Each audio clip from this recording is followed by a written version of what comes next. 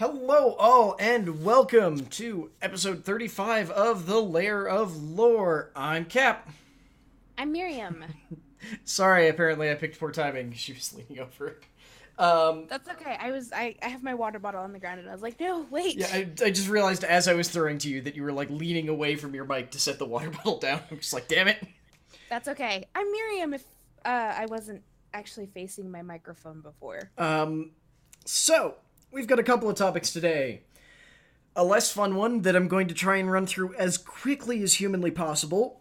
And then, finishing up Commander 2018, because we recorded a week ago when there were 5 preview cards.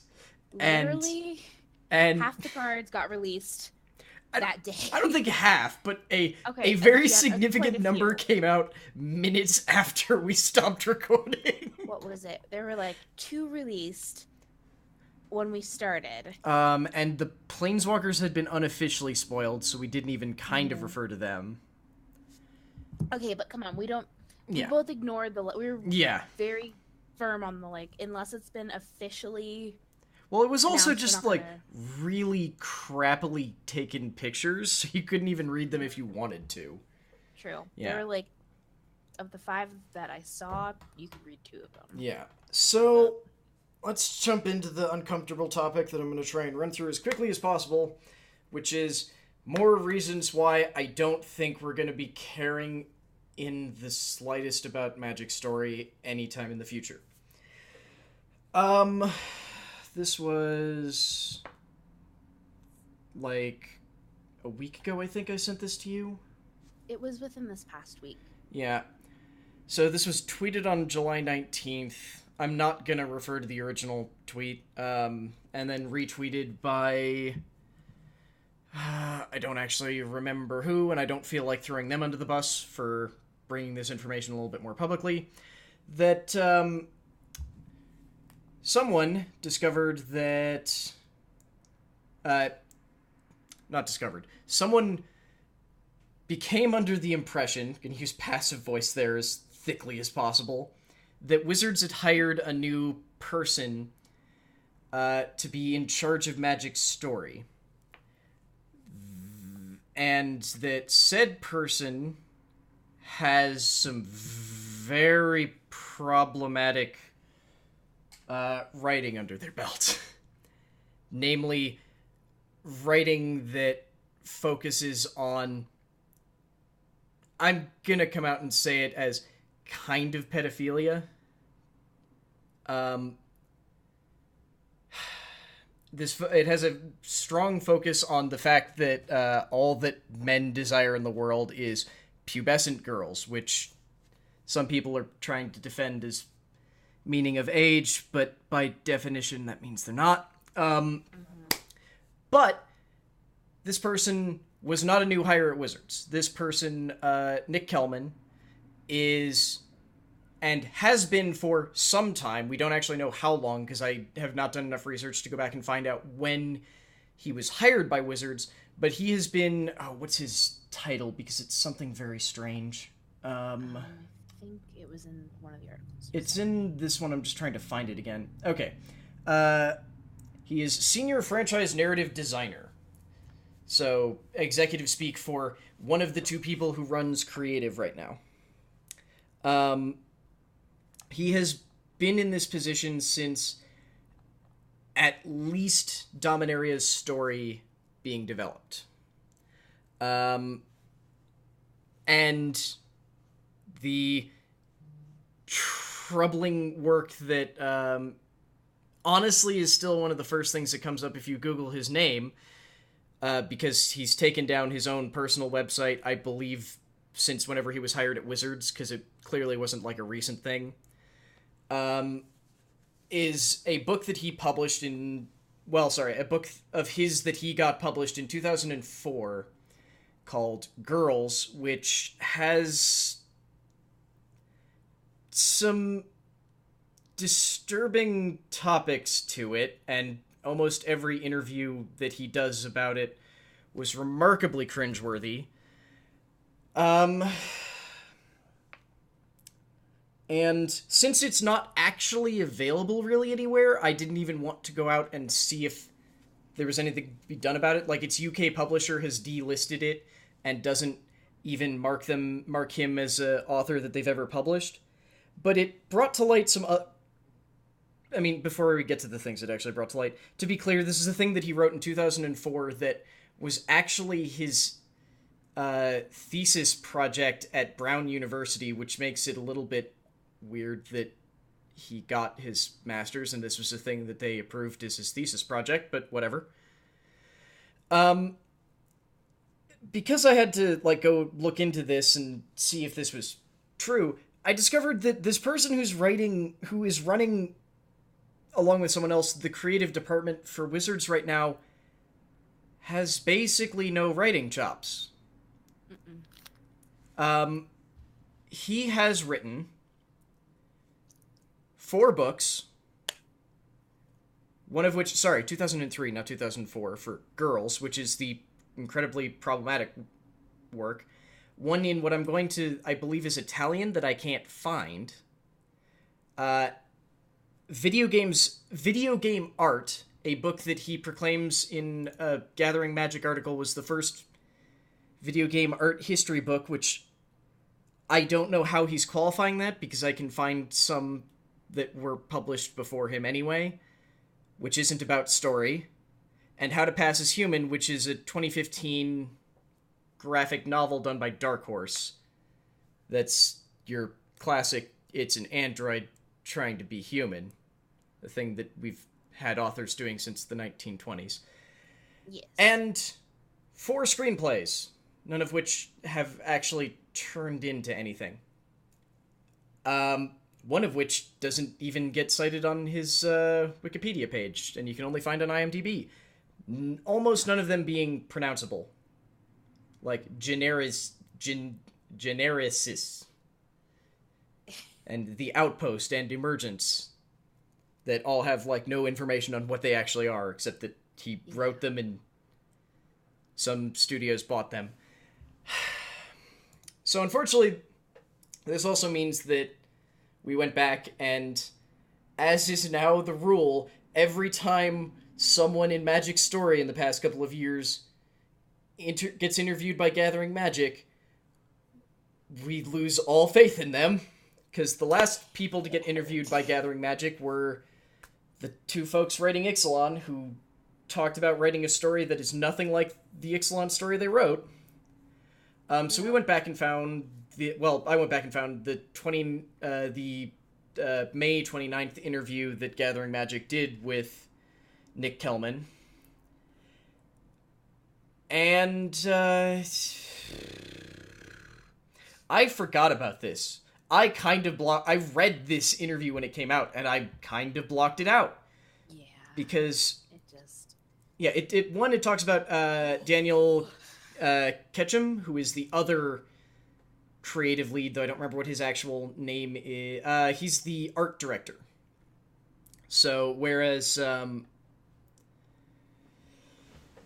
Nick is doing franchise narrative design, Daniel is doing, like, heading up the art department for it.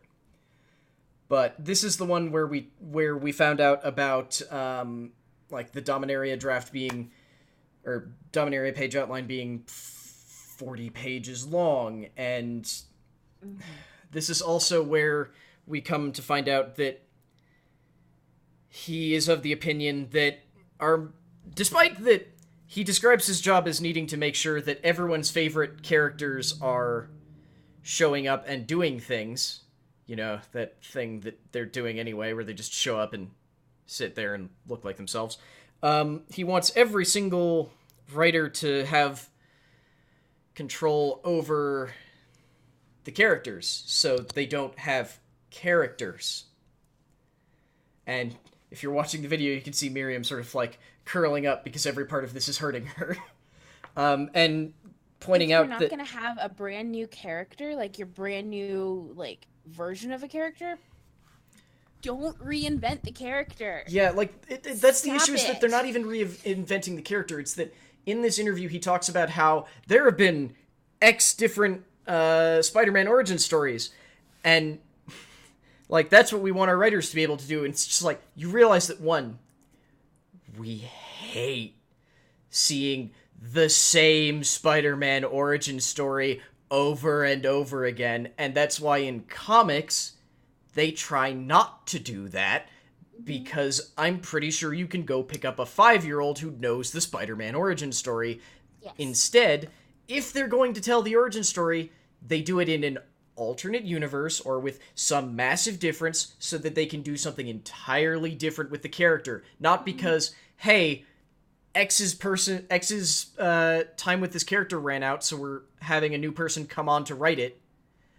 Let's reboot the character and tell the same origin story again. No, it's either we're doing a complete reboot of everything, as DC does every, 2 or 3 years, or we just don't do reboots, and you take the character development that happened and build off of it, not pretend that character development didn't goddamn happen, which is the way that he's trying to act like they're going to get to... Sorry. This is the whole thing that we were so afraid of. Because when we actually did go through the Ixalan stories, we were just like, oh my god, all this wonderful character development. Yeah. I'm just like, they should do something with it. And I was going I hope they do. I don't think they will. I'm very afraid that they're going to forget. And then they forgot. I would say deliberately misremembered. Rather than forgot. It sort of gets played off as that, and I don't want to throw... This is all on Kelly Diggs, who was not...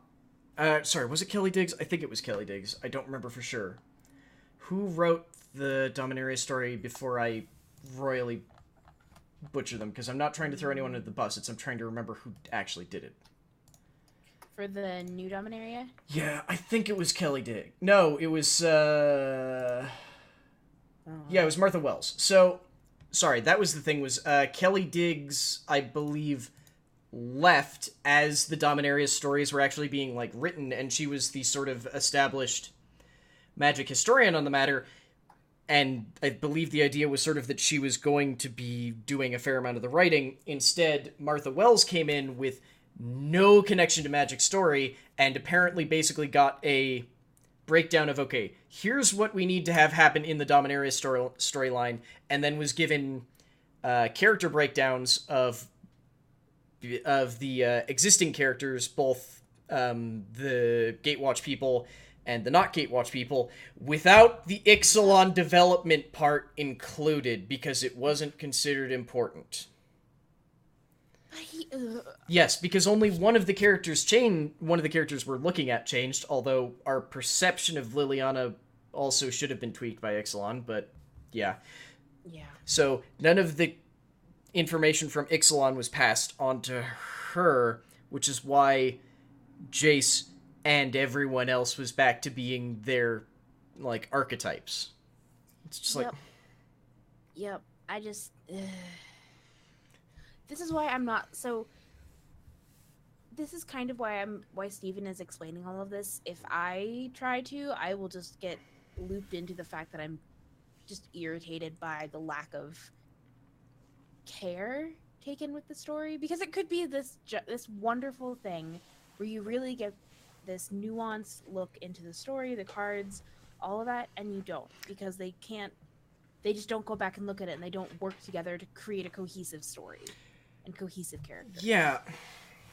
Again, I really want to like it. I'm not talking a lot about this. Yeah, I think we both really want to like it, but because they seem to even when their story, the person in charge of managing story doesn't seem to care or understand how to format a story or how to build a character, and not just a blank Mary Sue that's going to answer all of the problems with their unique way of answering problems.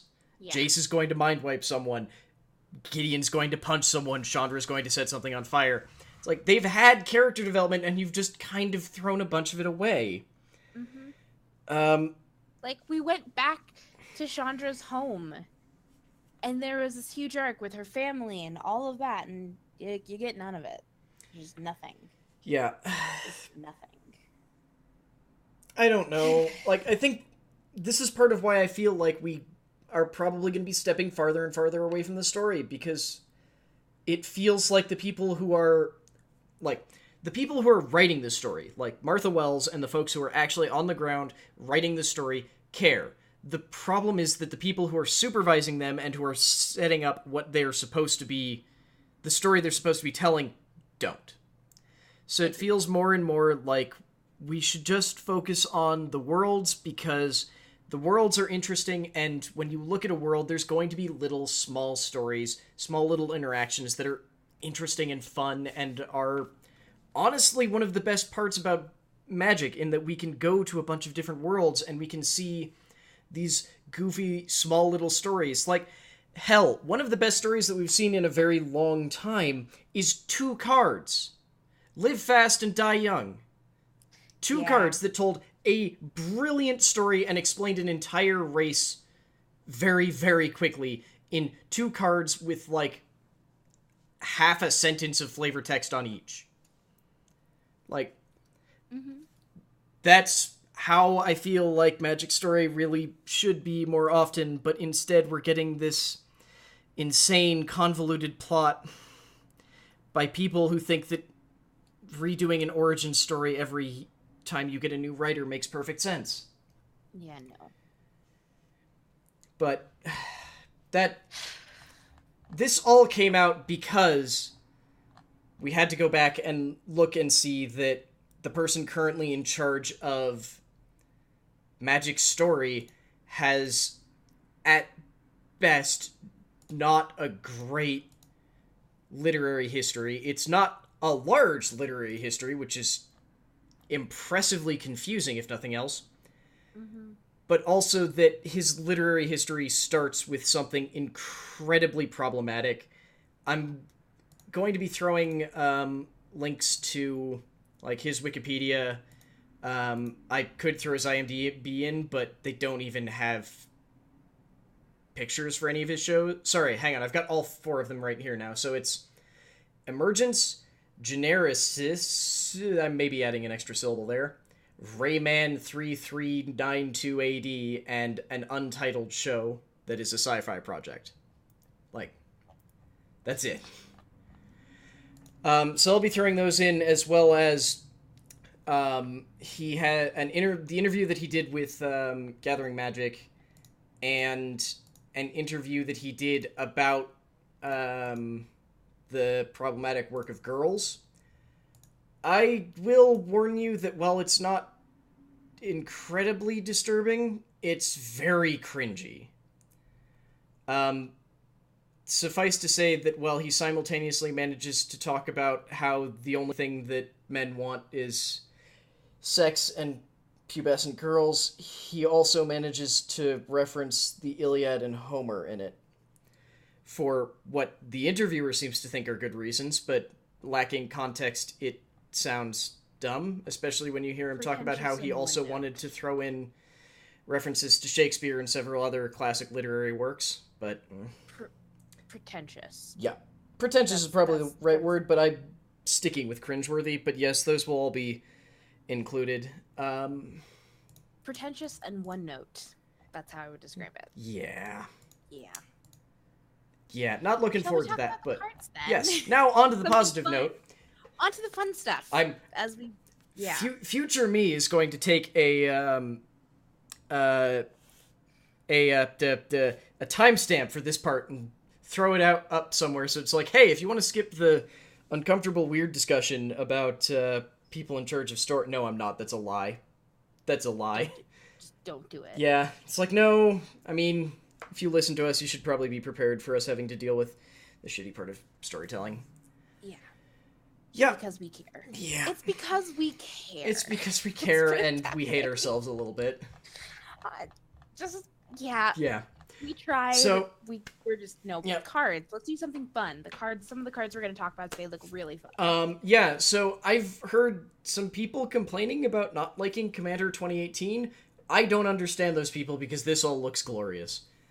I'm excited. Like, This looks like something that I would play. yeah, like, I've never been quite so enamored with the concept of planeswalkers as commanders, but I know a bunch of people have been complaining, like, these planeswalkers don't look particularly interesting. Like, are you looking at the same cards I am? Because these look pretty sweet. Mm-hmm. So, do you want to grab up your favorite creepy doll? Yeah! I love a creepy little child. Okay. So, so unlike how we normally do, we're going to start with the multicolored today. Because we want to. It's pretty much that simple. Because they're fabulous. Oh my god, I just realized that her moths are leaving the text box. One of them is partially covering the... Sorry, Wait, you didn't realize that? I just threw it up on the display, and it's just bigger than I was expecting. Isn't that cool looking? I love it when they do this, and they don't do it that much anymore. Where, like, planeswalkers usually sort of don't fit in their text box, but they don't often, like, escape quite so much. But now that I'm looking at it, yeah, all of the new planeswalkers do that a little bit. Mm-hmm. I just feel like hers is more dramatic. Yeah, because it's the moth instead of her. Top of my head, or my hair, or my ears. It's my moths leaving, and that like uncomfortably direct stare with something really off about the eyes. I know, I love it. I'm trying to this is my one issue with these images is I can't read the artist very well. It's Seb? Like Seb McKinnon. Okay. So while you talk about that, I'm going to go see if he has any other... fun stuff that we like. Yeah. Okay, so this is Aminatu, the Fate Shifter, for a white, a blue, and a black. The legendary Planeswalker Aminatu, and she comes in with 3. +1, draw a card, then put a card from your hand on the top of your library. -1, exile another target permanent you own, then return it to the battlefield under your control. -6, choose left or right. Each player gains control of all non-land permanents other than Aminatu the Fate Shifter, controlled by the next player in the chosen direction. Aminatu the Fate Shifter can be your commander. Huh. Wait, draw a card. What? Okay, so what? That's not fate. What is it called? So, she, like, her first ability is kind of not really a brainstorm. Because brainstorm is draw 3, then put 2 on top of your library. But you can put, it's put any card in your hand, so I guess you could even put the card you drew. Yeah. Oh, right, she's the miracle deck. Okay, that makes perfect sense. So basically, Miriam, do you remember the miracle mechanic? You started with original Innistrad, right? Kind of. I don't remember the mechanic, though. Okay, it came out in Avacyn Restored, and they're cards that have a lower cost if you so when you draw them, if you reveal them, you can play them for a much lower cost at instant speed at that very moment. So her, like, that makes her a great commander for the Miracle deck, because she's basically going to be like, okay, I draw a card, and I put this card on top of my deck. And if it's the first card you draw the next turn, then, oh, it's a miracle, who knew? Exactly. Yeah, that's brilliant. Exile another permanent you own, so she can blink something. Which is odd on a Planeswalker ability, but I guess that gets you the ability to, like, re-trigger enter the battlefield effects, or leave the battlefield effects. Okay. And the bottom one is just, screw this game, we're playing something else now. Yeah. That one seems kind of red, but... a little bit. Okay. The blue is the control element of it. Yeah, but, like, this is a thing that there's a bunch of red cards that just, like, shift control of a bunch of cards all at once. Not a ton that I'm recognizing by this artist, but dude does a lot of work. Yeah? Like, did Rite of Bells and Lock. So he tends to do, I don't know how to describe this style. Here, would you send me the link to his site? I might be able to... Well, I just did the Gathering Magic, or not Gathering Magic, the Gatherer search. Here. Alright. But, like... So, I would describe this as, like, slightly creepy. Well, where's the one that I was going to try and use specific? So, like, Rite of Belzenlock and here, Rite of the Serpent are probably the best explanations for his particular style that I recall seeing in recent history. Yeah, there's Rite of the Serpent. Because it's this sort of, like... I want to describe it as flat, but not in a bad way. I just can't think of the right way to like, as though it's a painted mural. Yeah. Like, it's less attempted to be photorealistic and more just let to be what it is, I guess. But then... Yeah, you know what? I would say that. I feel like mural is just the closest I can come to accurately describing it. Like, painted on a on like a wall. There's something about the softness of the lines, though. Yeah. Yeah. It looks like he also did a fair amount of stuff for... I think he may... I don't think he started with cons, but it looks like he did a lot of work in cons. Oh, here's another great one. Newsgraph Mob. Is another one of these, like... Oh! Yeah. That was from... Yeah, that one's from Shadows. Yeah. Oh, here, I grabbed the Battlebond version. For some reason, the Battlebond scan is way worse. So, yeah, no. It, like... I think the mistiness of the lines... Yeah. Unsettle you. Yeah. And just because you're seeing it, but you're like, where is the distinct edges of things? And, like, so if you look at, I guess, even if this was the same of Newsgraph Mob, but the background for Amina 2 Face Shifter, they just kind of appear in the center, so it really focuses your eye on the center of it. Yeah, I guess that's it. It's that the background is sorry, what'd you say? It almost makes you feel like you shouldn't be looking away from the center of the card or the art. That's it. Is that the background is there, but something about the way he does like the different... I can't describe exactly how I'm trying to say it, but like something about the way that the background is softer, I guess, makes it so that you can't look away from whatever the focal point is. Like, the background is there and you can acknowledge it, but something about the way that he makes it so much softer than the rest of the art means that it feels like it doesn't matter. I would almost go that there might be something there that you're not ever going to see. Yeah. Like, and it's a little unsettling. Heck, even for a less morbid one, Growing Ranks from original... oops, that's the copy image address. There we go. From original... Or not original, from Return to Ravnica. God bless it. Now I'm thrown off because I know we're going to have another one. Yeah. Okay. There we go. Yeah, where it's, like, the focus is very abundantly on the Dryad in the center, and because of that, everything else sort of just seems to fade away as you get higher up on the card. But even the stuff that's in the foreground but isn't the focus is very easy to just sort of skip past. Like, the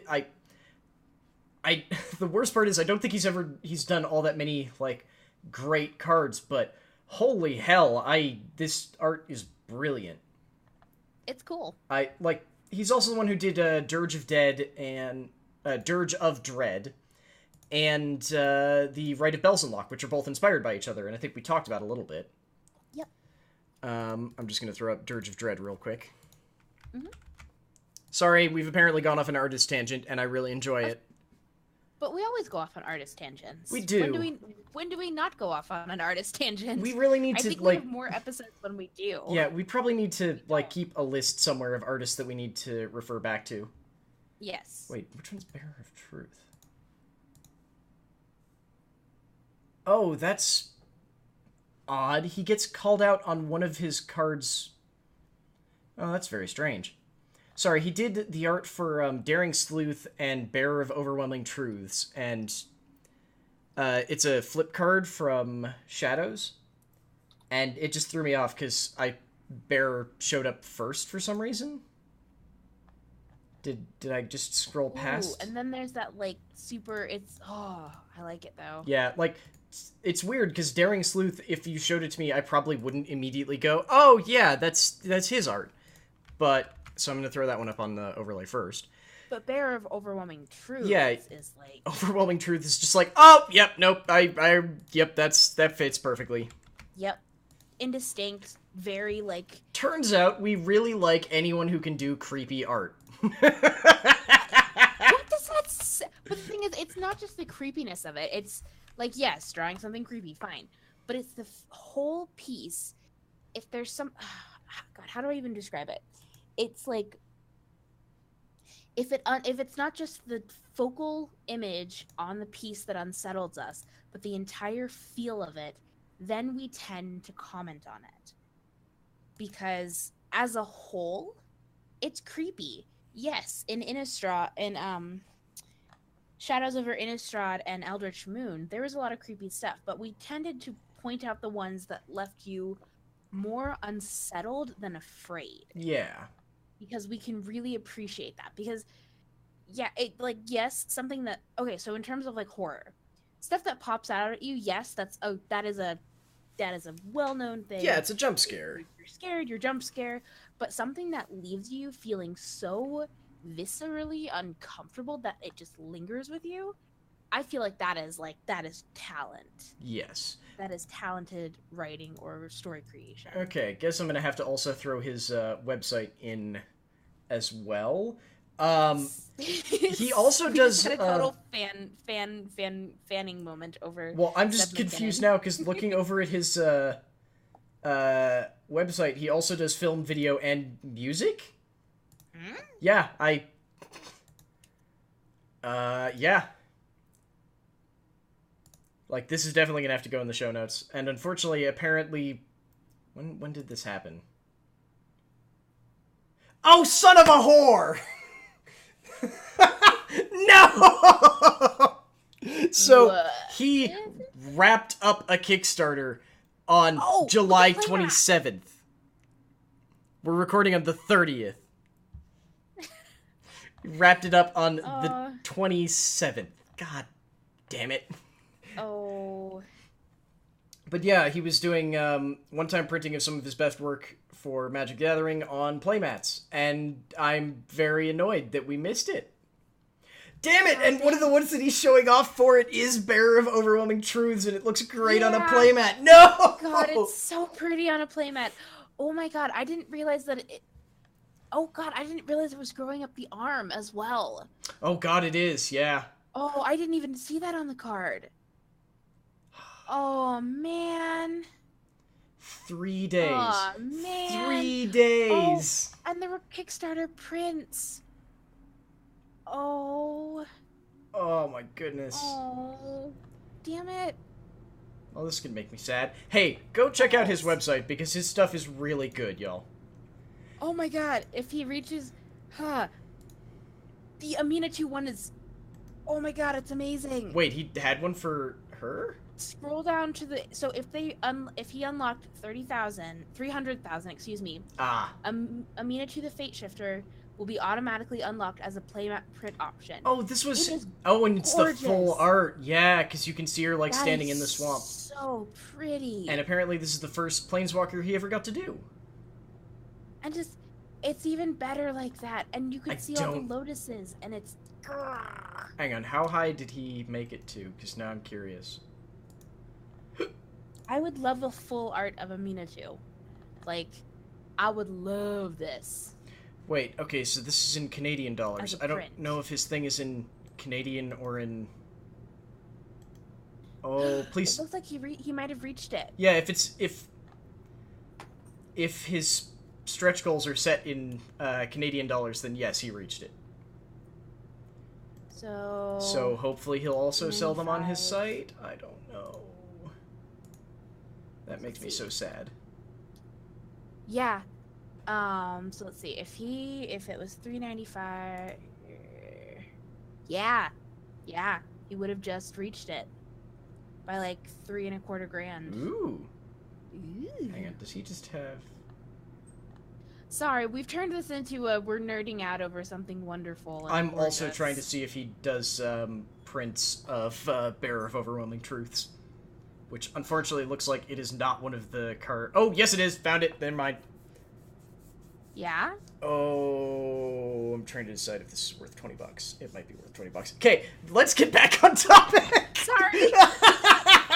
Oh god, we need to look at this later. We need to come back to this later. Yes, we do. Okay. Up next is Sorry. the other. Sorry. Okay. I'm sorry, but I'm going to take 2 cards in a row here because. No, I know you wanted to take well, that so third so one. one is my next one, and then the other one is one that I desperately want to read. So first up, we've got Madame Simic favorite, which is Eric's. I can't pronounce anything today. Eric's Methes, Slumbering Isle. For 2 generic, a blue and a green, it's a legendary creature, Kraken, for 12/12. It's a 12/12 for 4. That can't possibly be broken, is it? Balls. Except, Eric's Methes, I think, Slumbering Isle, enters the battlefield tapped with 5 slumber counters on it. As long as it has a slumber counter on it, it is a land. It is not a creature. I will also point out that it doesn't have a type, so it can't tap for... It doesn't... Like, it's not an island or anything. Whatever you... No, it on the very, very yeah, bottom. it has the special ability at the bottom that still works, but yeah. Yeah. Whenever you cast a spell, you may remove a slumber counter from the thing I can't pronounce, and then it can tap for a blue-green. This is really good. Like, one, it's a Simic creature that's a 12/12 for 4. That's obviously fine. And if you had some way to blink a land, which I don't think is really a thing you can do, then you could remove all the counters from it and just laugh and laugh and laugh and laugh. Or you can just pay 4 for a 2-mana tapper. That's actually not bad.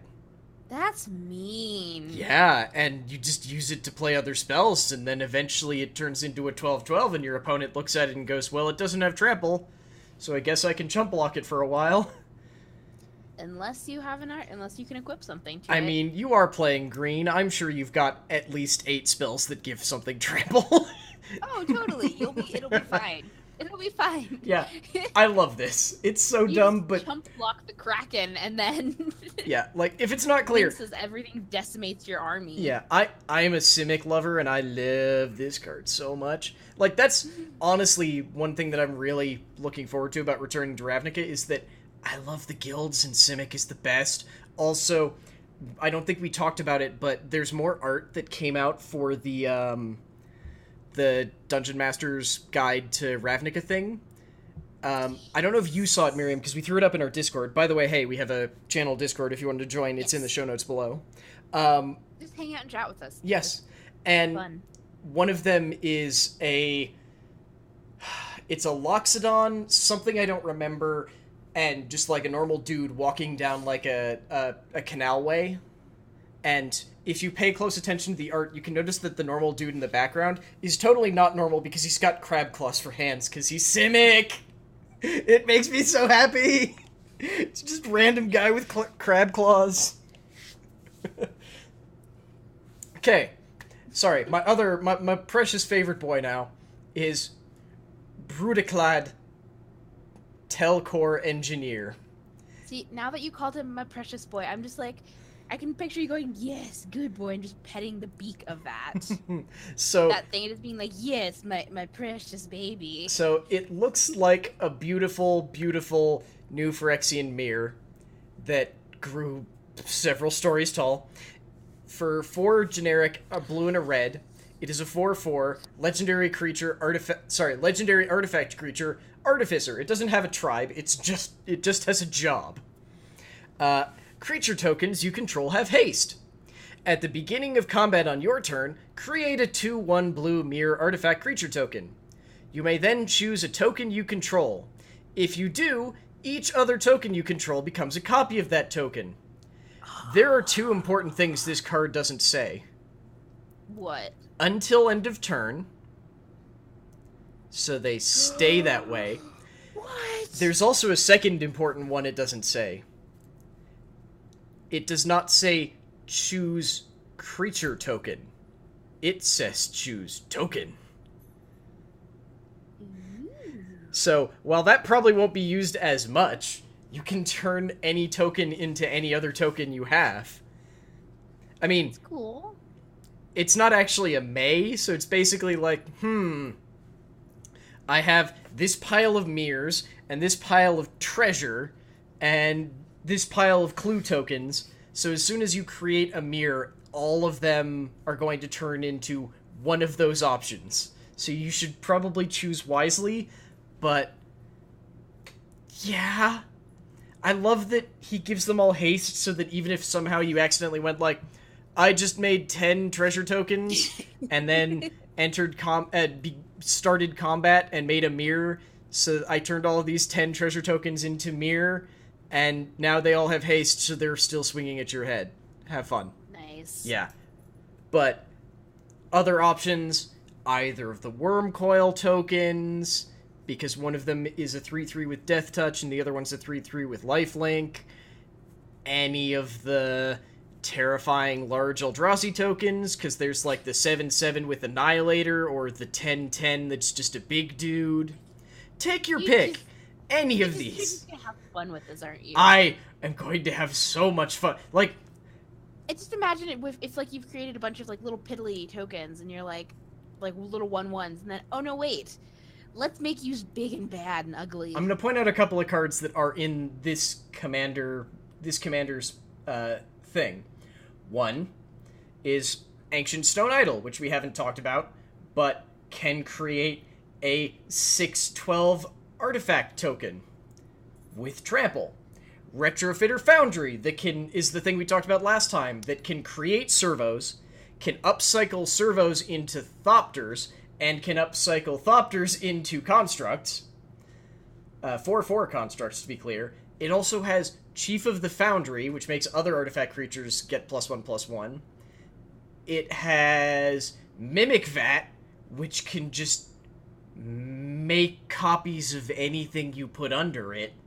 It has Mirror Battlesphere, which is one of the dumbest cards from Scars of Mirrodin that I love. Quick read through of Mirror Battlesphere and why it's broken with this card. Well, maybe not broken, but hilarious, and I love it. Because Mirror, the best tribe ever. 7 generic artifact creature mirror construct. It's a 4/7. When Mirror Battlesphere enters the battlefield, create 4 1/1 colorless mirror artifact creature tokens. Whenever Mirror Battlesphere attacks, you may tap X untapped mirror you control. If you do, Mirror Battlesphere gets +X/+0 until end of turn, and deals X damage to the player or planeswalker it's attacking. Nice. I love Mirror. Mirror the best. You love. They're also adorable. Like, before you give me crap for the fact that it's just mean and cruel, they're adorable. I think it would stretch the word adorable. No, look at the real Mirror. Like, the Mirror Battlesphere down, Okay. like, the true, Mirrodin Mirror are adorable. Okay. The new Phyrexia Mirror, that might be a stretch, calling them adorable, yes. Oh, also this... Okay, yeah, okay. Just to point out, this deck also has Thopter Assembly, which is another dumb artifact for 6. It's a 5/5 with flying. At the beginning of your upkeep, if you control no Thopters other than Thopter Assembly, return Thopter Assembly to its owner's hand and create 5 1/1 colorless Thopter artifact creature tokens with flying. I love this deck more and more. Is it weird that I could see those being really cute little dolls? The Mirror? They're like little, yeah. I have to send you something. Oh no. Because they have their like little eyes and their toucan-sized heads. Kind of cute. I see what you mean. Oh, there's one. Honestly, I think this episode is in which we freak out about artwork and other things. This is not the one I was looking for, but it'll do. Oh, that's so cute! The way that I found out about Etsy initially was because the wife of one of the Lair folks made mirror thing, like stuffed plush mirror on Etsy. Those are really cute. It was, okay. Oh my goodness. I admit I like little twee things.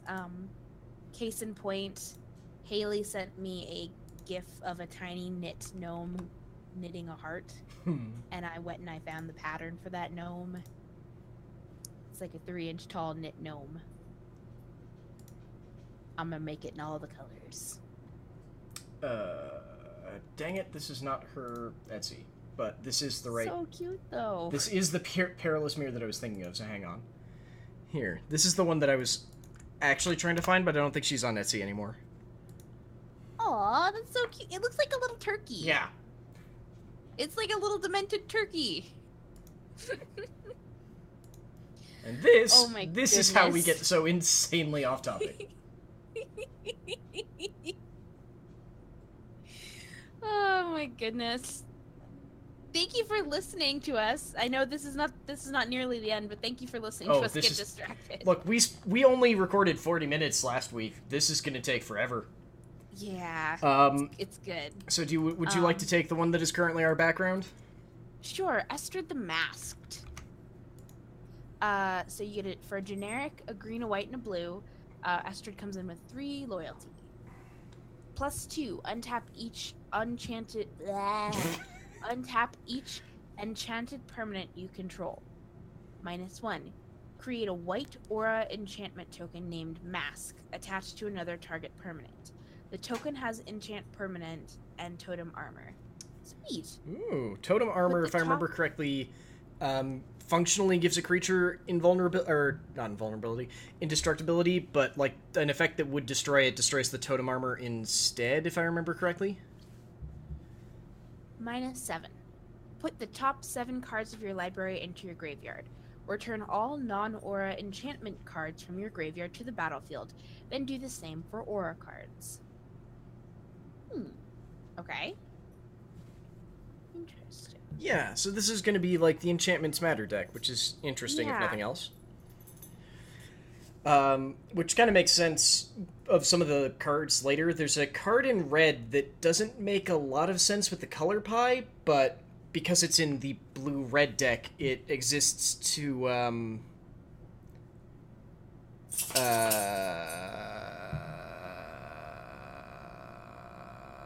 help a blue-red deck remove enchantments. Sorry, my brain went away entirely. That's okay. So let's see.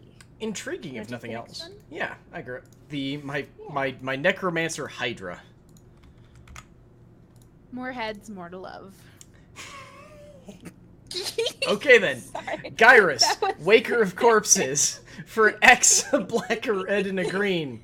It's a 0/0 legendary creature, Hydra. Gyrus, Waker of Corpses, enters the battlefield with a number of +1/+1 counters on it equal to the amount of mana spent to cast it, which does include commander tax. Every time he dies, he gets an additional +2. Admittedly, he also costs a +2 more, but whatever. It's X. You can pay whatever you want for it. I do like that if you pay no X for him, he's still a 3/3. Mm-hmm. When Gyrus attacks, you may exile target creature card with power less than... Wait. When Gyrus attacks, you may exile target creature card with lesser power from your graveyard. If you do, create a token that's a copy of that card and that's tapped and attacking. Exile the token at the end of the battlefield. Definitely, assuredly, for good reason, not in the same deck as my favorite boy. Sweet. That is sweet. It is. And now all I can think of is, now, did they do the foolish thing and put Sundial of the Infinite in this deck? Maybe. I don't think so, because that card is just bad. Okay, they didn't. There's a card called Sundial of the Infinite that, when used properly, is basically a way to get around end of turn exile effects, but the timing on it's kind of janky.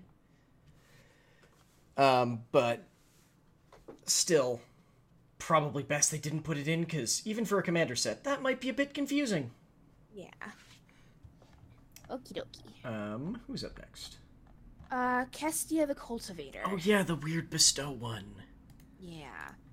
So Kestia costs a generic, a green, a white, and a blue, and is a legendary enchantment creature, a nymph for 4/4. Bestow for 3 generic, a green, a white, and a blue. If you cast this card for its bestow cost, it becomes an aura spell with enchant creature. It becomes a creature again if it's not attached to a creature. Enchanted creature gets +4/+4. Whenever an enchanted creature or enchantment card you control attacks, draw a card. That seems decent. I mean, it's bestow, so yeah, I mean, she's just gonna be a creature no matter what. Yeah. The weird thing... This is probably the only one where I'm just like, eh? Because... Honestly, it's not that quickly usable. And even as... You don't want this to be your commander because bestow doesn't get around commander tax. Yeah. So, I mean, it's a fine card. It's just not anything to write home about, I guess. Good. Yeah. Yeah. We talked about Lord Windgrace. I don't think we did. I thought we did, because we talked... No, Saheeli was... Who did we talk about? Yeah, Saheeli was the only one who was announced. Saheeli... Yeah. Oh, no, I know what happened. Lord Windgrace was one of those cards that came out. Yeah, he was one of the... Yeah, one of the planeswalkers that was spoiled. Yeah, so because I read further down. Yeah, for 2 generic, a black, a red, and a green. He's a legendary creature, Windgrace. Comes in... Sorry, legendary planeswalker. I'm not used to reading that yet, sorry. Comes in with 5 loyalty. His +2, discard a card, then draw a card. If a land card is discarded this way, draw an additional card. -3, return up to 2 target land cards from your graveyard to the battlefield. -11, destroy up to 6 target non-land permanents, then create 6 2/2 green warrior cat creature tokens with Forest Walk. Wow, it's been a while since they printed anything with any kind of land walk. What is Forest Walk? Forest Walk is part of a weird cycle of abilities where if your opponent controls the land it calls out, then they can't be blocked. And I don't think they've printed any sort of land walk effect in years? Weird. Yeah. That's very weird. But I mean, I guess it's effective?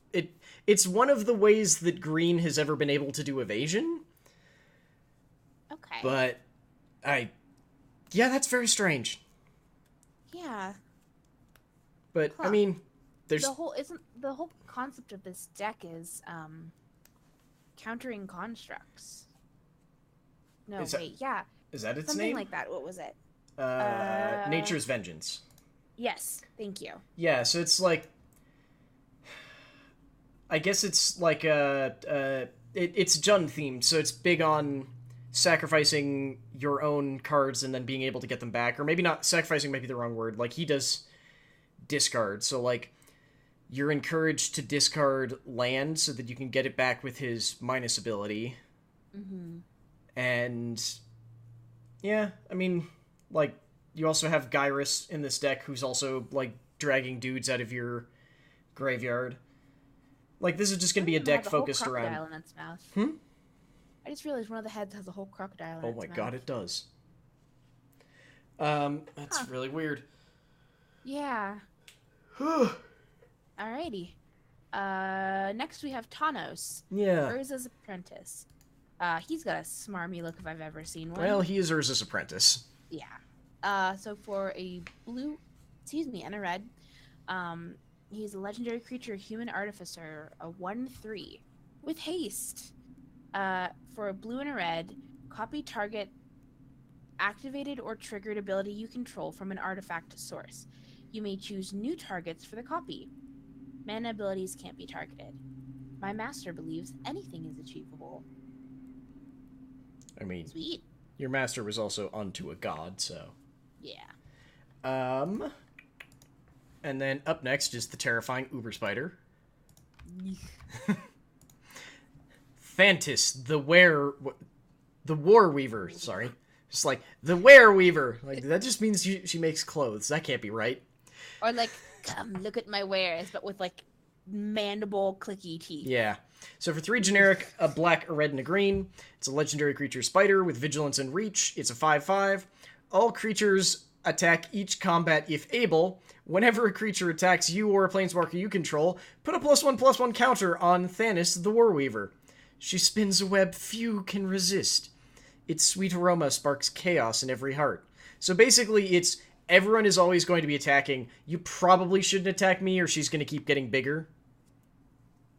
I'm sorry, just the aroma of the web just seems silly to me. I mean, I didn't realize. Isn't that part of how smelled. spiders hunt? I legitimately don't know. I thought they had, like, pheromone-scented webs, but maybe I'm wrong. I did not. I don't know. I don't like spiders. That's fair. all. Yeah. Then you want to take the strange merfolk? Sure. I was actually thinking you would like taking the next one after. Okay, I have the not strange actually looked merfolk. at either one of them. Oh, so this is Tuvasa the Sunlit. So for a green, a white, and a blue, this is a legendary creature, a merfolk shaman for 1/1. Tuvasa the Sunlit gets +1/+1 for each enchantment you control. Whenever you cast your first enchantment spell each turn, draw a card.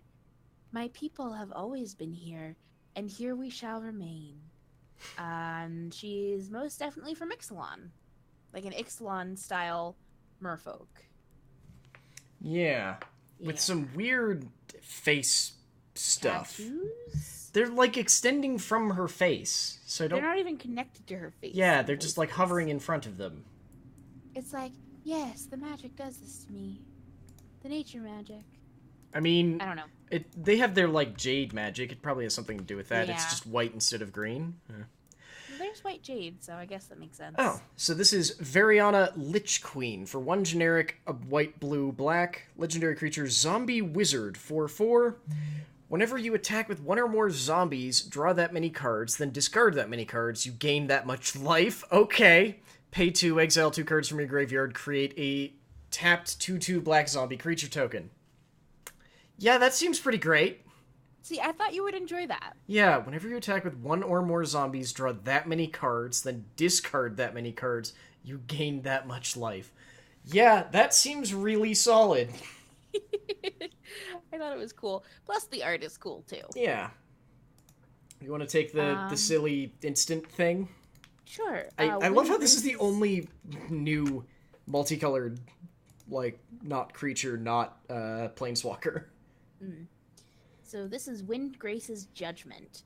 For 3 generic, a black and a green, this instant, for any number of opponents, destroy target non-land permanent that player controls.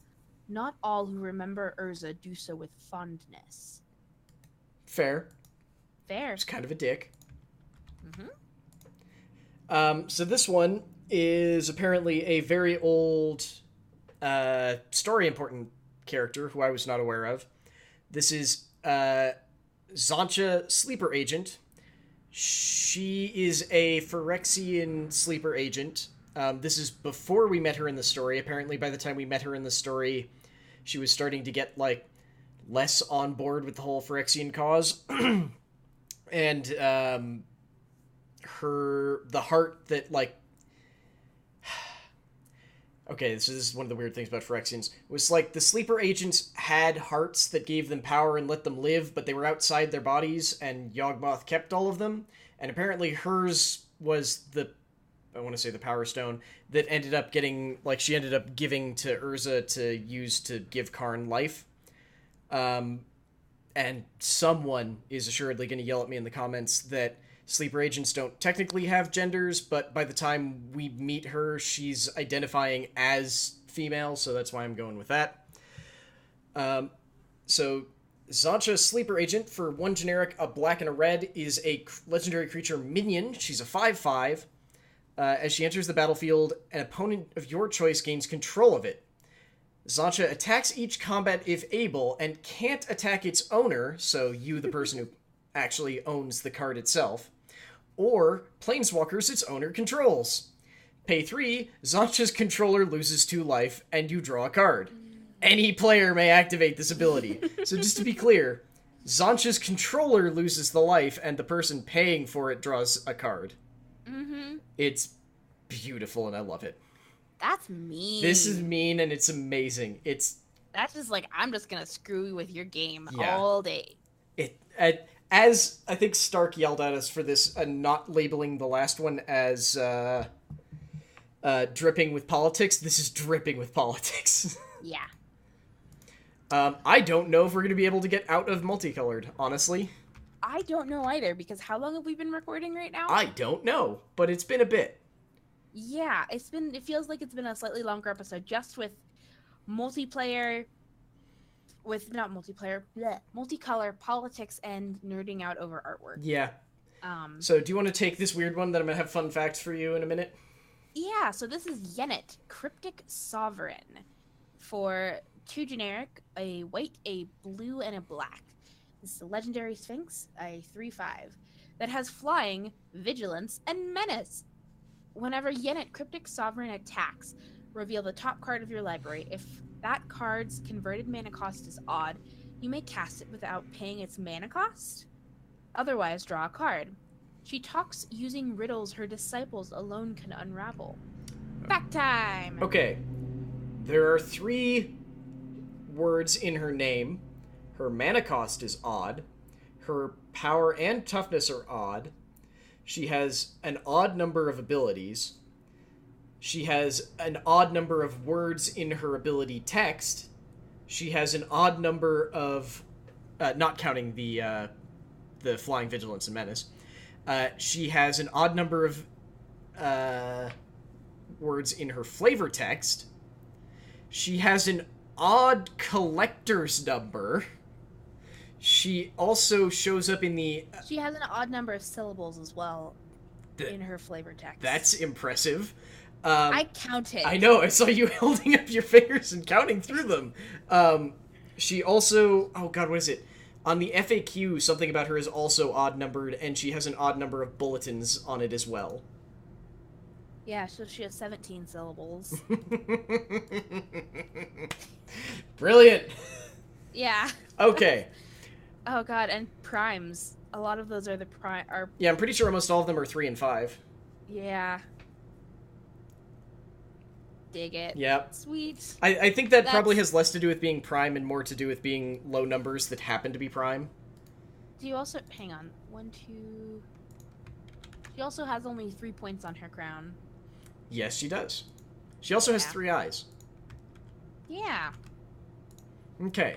So final card, I guess... Yeah, they went really crazy with that. Yeah, so final card that I think we're going to be talking about, unless we just want to like run it through quickly and see if there's anything that jumps out at us, is Yoriko, Tiger's Shadow. God, this card's weird. For 1 generic, a blue and a black, it's a 1/3 legendary creature human ninja with Commander Ninjutsu. This is a card that I believe on Twitter, as soon as someone saw it, tweeted something along the lines of like a faux conversation with Mark Rosewater. It's just like, you can't just put Commander in front of another ability and suddenly make it work. It's like, I'm Mark Rosewater, I do whatever I want. So Commander Ninjutsu for 2 and a black, which is not affected by the Commander tax. Return an unblocked attacker you control to your hand. Put this card onto the battlefield from your hand or the command zone, tapped and attacking. Nice. The worst part is that because if it's coming from the command zone, everyone can see it. Yeah. Whenever a ninja you control deals combat damage to a player, reveal the top card of your library and put that card into your hand. Each opponent loses life equal to that card's converted mana cost. And given that I believe this one is showing up in your favorite deck, in the Fates Shifter deck, it's going to basically just be going, oh, well, I control the top card of my library all the time, and oh, I'm sorry, it's expensive. Have fun with that. That's so mean. Yup. Oh my god, I love it. So, I think we're just gonna do, like, a quick, like, look through and see if there's any cards in particular. Like, there are 2 new lands, but I don't think we care terribly about them, because one of them's Not really. One of them's a scry land with a massive block of text, and the other one, involves making bigger commanders, even if they're planeswalkers, so that's intriguing. Let's see. I've gone up to white, and I'm just glancing through white real quick. Okay. I mean, I'm in coming up from artifacts, so like, hey, they're reprinting Silent Blade Oni, which is the Demon Ninja that they printed in 2012 Plane Shift. That's pretty sweet. Anything else? I don't remember Zendikar Incarnate being a card. It's a star 4 for 2 generic, a red and a green. Zendikar Incarnate's power is equal to the number of lands you control. I don't remember that being a card ever, but apparently it was. For my creepy little darling, there's something kind of fun. Oh, what color? Blue. Okay. First card. Hang on. Amina choose Augury. Oh, right. That one looks kind of... Wait, is that a... Okay, sorry. I rolled past a card and was like, is that a sliver? No, it's a drake. Okay. Okay. Amina choose Augury. It's a sorcery for 6 generic and 2 blue. Exile the top 8 cards of your library. You may put a land card from among them onto the battlefield. Until end of turn for each non-land card type, you may cast a card of that type from among the exiled cards without paying its mana cost. Okay. I think that's kind of cool. Yeah. I'm going to say it right now. If you play... Oh, shoot. I've already forgotten the name. Magister? Is it Magister? Magus. Magus of the Balance. You're a bad person. I don't actually know what it does. I just read that balance is in it, so my gut reaction is no. Run away, run away, run away, run away, run away. Oh, I guess before it's a sacrifice land kind of thing. Yeah, it's like it's the weird white thing where, I mean, so with balance, it was everyone at the end of it theoretically has the same number of creatures and lands and everything. So usually the Maguses do something similar-ish. Yeah. I forgot that there's a cycle through all the colors of a pseudo-storm cards. So, like, I'm going to throw up Skullstorm just because the name is hilarious. And every color has one of these, and I don't remember what all of them are off the top of my head. Skullstorm for 7 generic and 2 black. It's a sorcery. Whenever you cast this spell, copy it for each time you've cast your commander from the command zone this game. Each opponent sacrifices a creature. Each opponent who can't loses half their life rounded up. A rapid and catastrophic decline. So white is Imperial Storm. Okay, do you want to read that one then?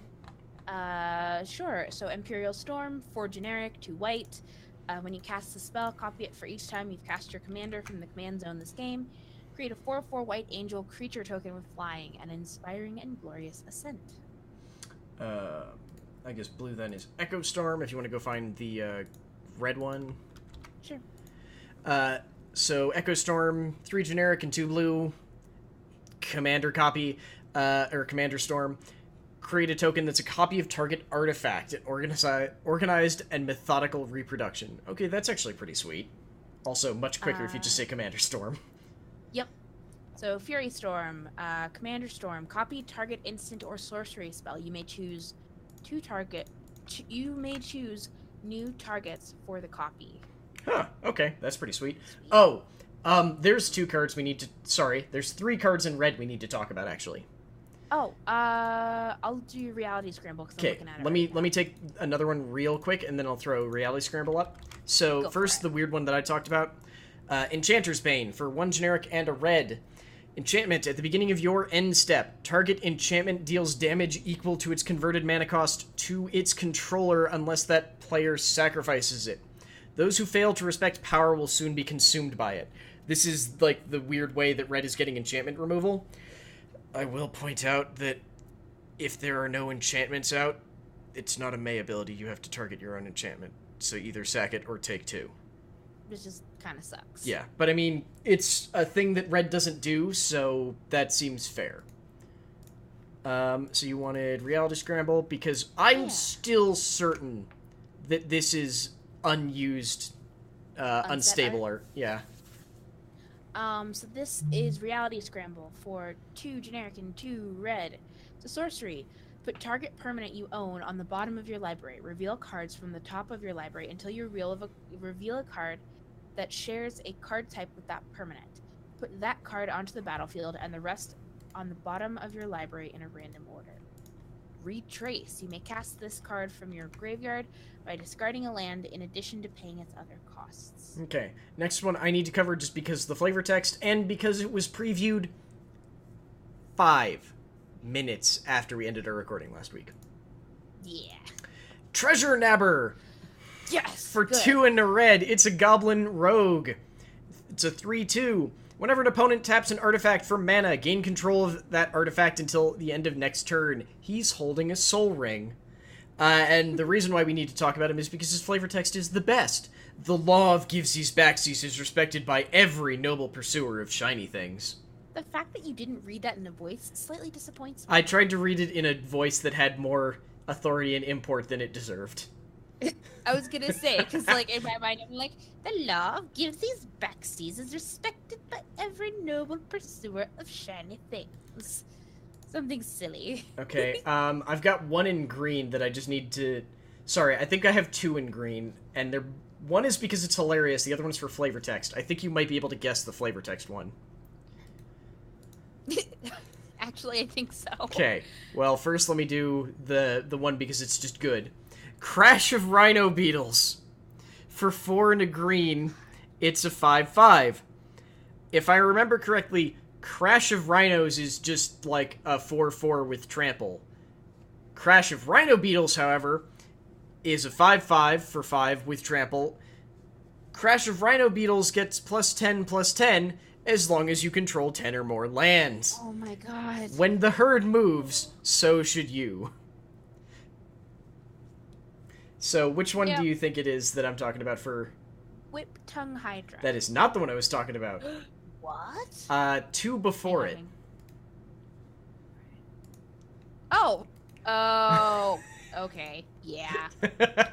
I think that would still just a little bit better. Do you want to take it?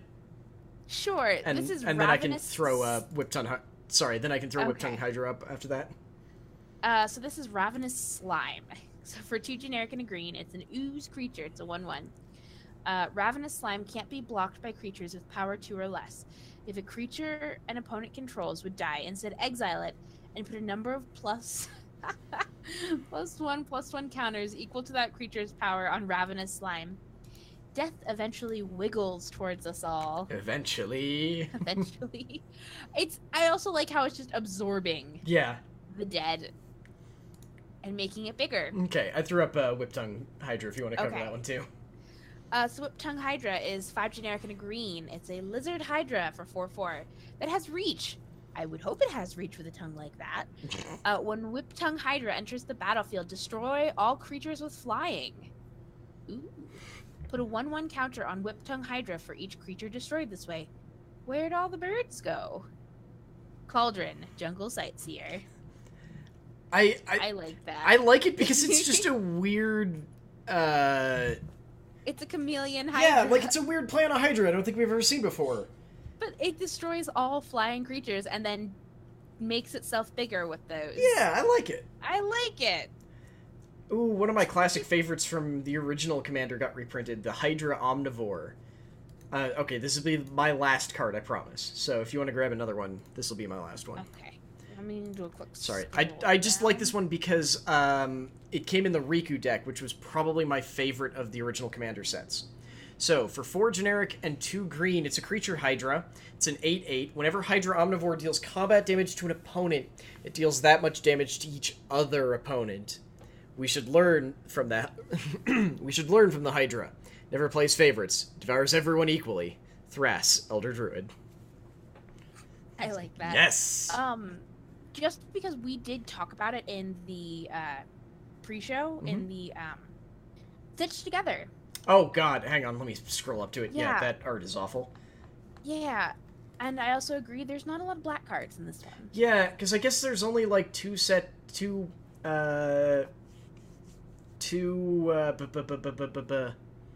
things that have black. But yeah, I think a lot of the black cards can sort of fit in both of them, so that might be the case. Alright, so Stitched Together is a sorcery for 2 black. So return target creature card from your graveyard to your hand. Threshold, return that card from your graveyard to the battlefield. Instead, if 7 or more cards are in your graveyard. We thought the art for this was cool. I don't know Creepy if and cool's strange. the right word. Okay, I guess it's fair to say it drew our eye. Yeah, it's still the same. Okay, so I was right. This is just like classic old magic art. This is art from Judgment. So, God, when was I can't see close enough to tell what year Judgment was. It was Odyssey block. That doesn't help. Oh, since we started Commander Anthology... No, wait. What? Commander Anthology 2018? May 27th, 2002. Jeez. Yeah, that's old. That's 16 years ago. Oh my god. That was... I know that's how time works, but my brain is like, that seems like a lot of time. Yeah, Chewie was streaming something, and I don't remember... Oh, I think he was streaming Arkham, and he ended up having this weird discussion with chat about, like, where Gotham and Metropolis are supposed to be in real-world relation, and I ended up going and finding, like, the most recent source for where they're set that I could find was a DC Universe Atlas from 1990, and mentioned that when I was saying, like, where they're apparently supposed to be, and someone in chat went, damn, that was 30 years ago, and I was like, hang on, no it wasn't, I was about to correct and went, shit, that was 28 years ago, oh god, Yeah. Fun fact, apparently Gotham is supposed to be in New Jersey, and Metropolis is supposed to be somewhere in Delaware near DC. Really? Yeah, at least as of the 1990s. Before then, they both may or may not have been set somewhere in New York, which means, given that DC probably didn't care, it may have been New York or New Jersey, but since the 1990s, it's probably been retconned, but I would hope so. But I mean, yeah, now it's Delaware and New Jersey. Fun. Okay. Yeah. Honestly, I think that's it for me at a quick glance. Okay. Yeah, I think that's honestly me Yeah. as well. Yeah. Do you want to wrap up then? Yeah, I think that's good for both of us. Because I turned out that I have to get a bunch of stuff edited today that I didn't think I had to do until tomorrow. Yeah, I miscounted how many, a cap in time things I had left, so, oops. Basically, the last one I had ready went live for patrons today, which means that it goes live for everyone else tomorrow, and that nothing's scheduled to go out for patrons tomorrow, so, yeah. But yeah, I have been Cap. You can find... Miriam still. Yeah, you can find both of us, well, here, and at our website, lairoflore.com. You can find me live pretty much every day over at twitch.tv/lairoflore. We stream at 1 p.m. Mountain Time most weekdays, and actually all weekdays, and 6 p.m. Mountain Time most weekends and some sporadic weekdays. You can find all of our VODs and video versions of this podcast if you're listening to the audio version at youtube.com/lairoflore. I mean, you can find us both on Twitter at twitter.com or at Lair of Lore. It's like twitter.com/Lair of Lore. I don't think that one actually works. Nope. Good try, though. Yeah, I tried. Facebook.com/Lair of Lore. That one works. Yep. And yeah, please remember to check out the show notes, because there should be a lot of information in there about references to all the stuff we talked about this week, as well as stuff like all these links I just mentioned, and links to, like, our Discord server. And if you really enjoy what we do, you can support us over at Patreon at patreon.com/Lair of Lore, where you can get access to a whole bunch of goofy stuff, including getting your name read off at the end credits, getting to play video games on at least once a month with some of us assorted goofballs, or D&D with us. A lot of silly stuff, as well as just, like, access to pictures and videos of my cats and animals, cats and dogs, being dumb and goofy, because it's pretty much all they know how to do. They're very sweet. I'm trying to figure out where they all are, because the cat is, like, over... So you can sort of, if you're watching the video, you can sort of see this hallway. The cat is, like, right on the other side of this bit of the hallway. Like, he's such that even if I turn the camera, you won't be able to see him because he's hiding behind a door jamb. But... One of them is shut in the bedroom because she was being a brat, and Jack is just hanging out downstairs. Yeah, she keeps trying to, like, fight him, and he's like, I'm bigger than you. That seems bad. He doesn't try to fight her back. She tries to, like, smack at him, and he just kind of stares at her, or he'll hiss, and that's it. Because she's just like, no, I'm big and tough, and not, like, less than 10 pounds of fluff and tininess. Oh, shoot, sorry. He's a big boy. Okay, sorry, before we actually finish off, I just remembered one last thing. There is a theory that the person who I've seen, like, start it was Will Blanks, Hairless Thoktar, the secret fourth man behind Eminem, started, and I subscribe to because I think it's hilarious, though I think part of it makes relatively little sense. About... Oh, shoot, what's her name? I've forgotten it. I've entirely forgotten it. The ninja.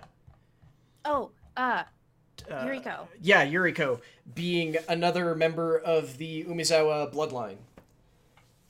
That makes sense. It does, but in a very weird way. You should... I'll see if I can go find his thread on it again. Okay. I think his bit about the tiger shadow doesn't make sense because he's interpreting Ajani as a tiger instead of a lion, but otherwise, every part of it, I'm just like...